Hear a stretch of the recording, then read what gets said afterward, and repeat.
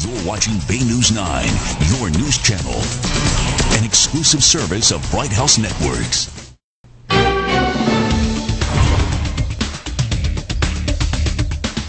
It's been almost 5 months since that oil rig exploded in the Gulf, killing 11 workers and creating the largest marine oil disaster in the history of the petroleum industry.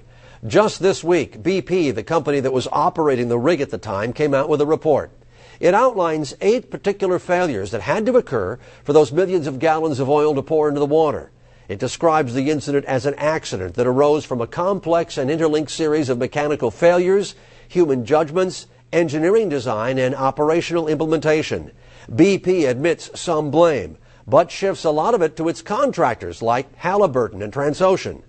BP has that 193-page document on its website, complete with graphics and narration. But this report is far from the final word on possible causes. Several divisions of the U.S. government, including the Justice Department, the Coast Guard, and Bureau of Ocean Energy Management, are also investigating. Joining me now is Steve Yerrid, the governor's special counsel in dealing with the BP oil spill. You've been on a program before. Thank you for stopping by. All right, you've seen that report, 100 and some pages long or more. What do you think about BP's response? Not a lot of big surprise here. Not a lot of big surprise in the tactic, in the approach. I was up at the congressional hearings when Tony Hayward testified. He suggested there were 7 components that contributed or in effect caused this tragedy. And this identifies 8. There's some nuances, but the clear message for Florida is we've got a wrongdoer that's now pointing fingers at other wrongdoers, and we've got their reactions pointing back the fingers of blame to BP. For us, we sit back, we watch how they prove our case, but the one thing for certain, Florida didn't do anything wrong. Okay, does the state do its own investigation? Does the government do its own investigation? Because certainly you're not going to rely on their investigation, are you? No, I don't think that BP's unilateral investigation, funded by its own money, obviously done by its own people, will be the end-all and final word on this.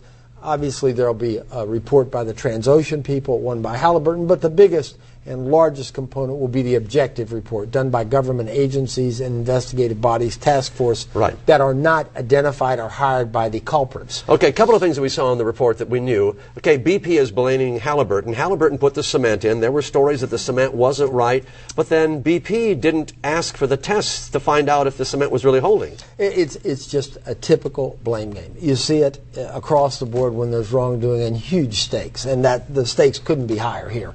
But the cement job supposedly allowed the oil and the gas to seep up from the bottom of the wellbore and go up to the top, creating a gas cloud with petroleum product in it. That went in the ventilation system, according to the report. That somehow came into the engine room, and a spark ignited what was a deadly blaze for 11 people, and it was a true tragedy. But remember, there may be a component of the 8 that was critical. In other words, but for that failure, the blowout preventer. Yeah, and who owns the blowout preventer? Is that Transocean? That's a Transocean. But they will probably say, well, no, the manufacturer. I mean, the blame game is just starting. Remember, we don't really care in terms of the ultimate blame as long as all the wrongdoers are solvent.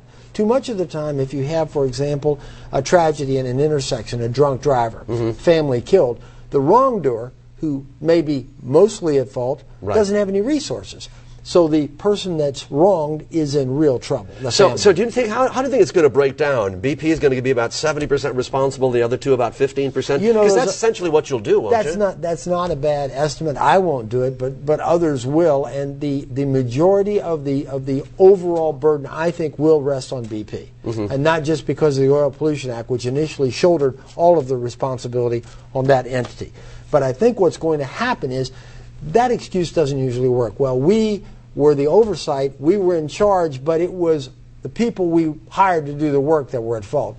That usually doesn't work too well. But now you have culpability versus negligence, and that would determine how much they're going to be fined. For example, BP says, well, we accept 70% of the responsibility, but everybody else has to share in that responsibility. Culpability versus negligence. How does that work out? That's an excellent point, because one of the goals, I believe, of this report is to also diffuse or in some way mitigate the harshness of a reckless disregard finding. In other words, let's say there's 8 components. That's a lot better for BP than it was BP's reckless conduct that resulted in this catastrophe. Because under the Clean Water Act, for example, the fines would range for a mere negligence finding. That is, it was a mistake, it had consequences. In this case, given the amount of the pollutants, 4 million barrels of oil, from $3 billion if it was a simple mistake, to as much as $22 billion if it was reckless disregard. And where I come from and where we were raised, that $19 billion is a pretty good swing. So there's another motivation also in this report. Now, I have in addition to shifting blame. And let me argue on behalf of BP. They're not sitting here. They'll say, you know, we said from the very beginning it was our fault. We're trying to be as upfront as we can. We said there were 8 mistakes. We were responsible for some. But in their report, they didn't use the word mistake, according to AP. And they really didn't point as much blame on themselves. Would it have looked better to the courts? And will this go to a jury to decide? No, it will go to a fact-finding body. Whether that will be a jury or a non-jury setting will be determined according to the type of course, that legal action. And there are going to be multiple legal actions. But BP's going to argue, we've been good citizens because we said all along we're responsible, we put up the money up front. Let's be clear. They couldn't have done worse in the aftermath of the tragedy. Telling the American public they were going to shoot golf balls and tires down a hole a mile deep in the ocean probably wasn't a great way to start the PR campaign.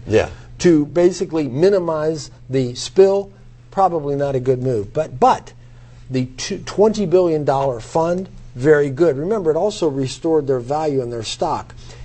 Also coming with a transparent, they know this is transparent, report that at least in some way attributes fault to the author, that's BP, is not a bad thing. So, yes, is it a candid assessment, a blazing criticism of its own efforts? No, of course it's not. I didn't expect that. But it does shoulder some blame, obviously points fingers at others, makes it clear it wasn't a reckless disregard scenario, so please don't find it's too much.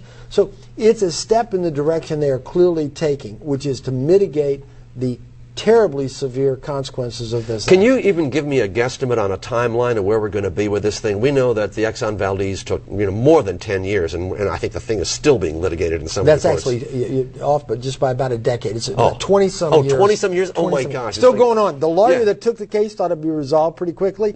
He's now gone through his career, and I think is yearning for retirement. Lives in Alaska. So give me time frame if you can, just very quickly. I think it's going to be months, certainly I think before the ultimate determination, within a years-long time frame, but much shorter than the Exxon Valdez. The whole thing is being handled much differently than it was the scorched earth policy that was handled in that case. So here we've got at least BP is coming forward with some good faith efforts. So I'm encouraged at resolution prospects as opposed to full-bore litigation that could take decades. All right, Steve Yerrid, thank you for coming by and keeping us updated. Boy, we are the best informed audience here on what's going on with this BP spill. Steve, thank you so much. Good seeing you, Al. Thank you. And that's your